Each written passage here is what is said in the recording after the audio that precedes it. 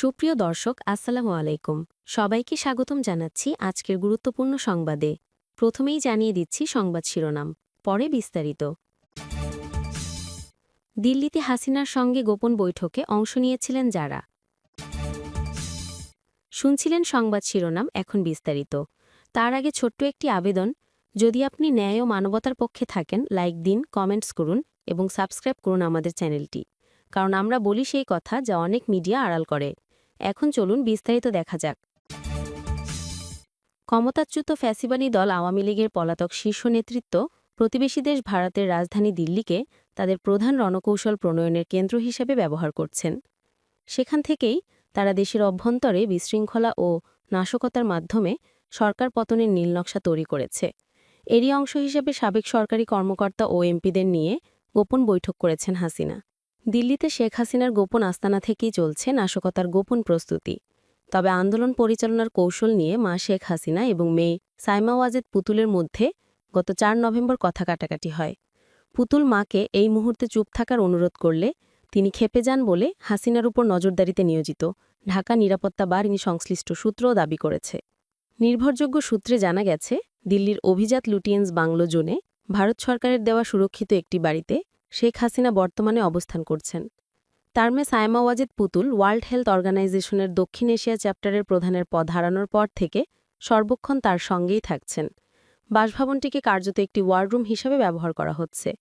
এখানে নিয়মিত শারীরিক চেকআপের জন্য চিকিৎসক ও নার্স এবং বড় কোনো সমস্যা দেখা দিলে বিশেষজ্ঞ চিকিৎসক ডাকার ব্যবস্থা রয়েছে। এছাড়া ওই বাসায় থাকছেন ভারতে দায়িত্ব পালন করা সাবেক একজন হাই কমিশনার। পাশাপাশি ভারতীয় এস্টাবলিশমেন্টের পছন্দ করা একজন আইনজীবী আইনি ও গণমাধ্যমের বিষয়গুলো দেখভাল করছেন। দিল্লি প্রেস ক্লাবের একজন সাংবাদিকও সহযোগিতা করছেন। সম্প্রতি বিভিন্ন সংবাদ মাধ্যমে প্রকাশিত সাক্ষাৎকারের প্রশ্নের উত্তরগুলো তারাই দেখভাল করেন বলে জানা গেছে।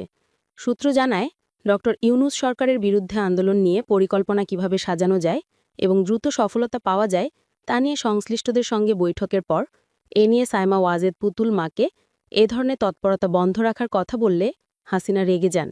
গত ১১ অক্টোবর শেখ হাসিনার দিল্লির বাসায় সাবেক সেনা ও পুলিশ কর্মকর্তা ও সাবেক মন্ত্রী এমপিদের নিয়ে একটি উচ্চ পর্যায়ের গোপন বৈঠক হয়। বিশ্বস্ত সূত্রে জানা গেছে, ওই দিন সন্ধ্যা ৬টা থেকে রাত ১০টা পর্যন্ত ৪ ঘণ্টাব্যাপী পলাতক শেখ হাসিনার গোপন বাসভবনে আওয়ামী লীগ ও আইনশৃঙ্খলা রক্ষাকারী বাহিনীর ১০ জন গুরুত্বপূর্ণ ব্যক্তির সঙ্গে একান্ত বৈঠক অনুষ্ঠিত হয়।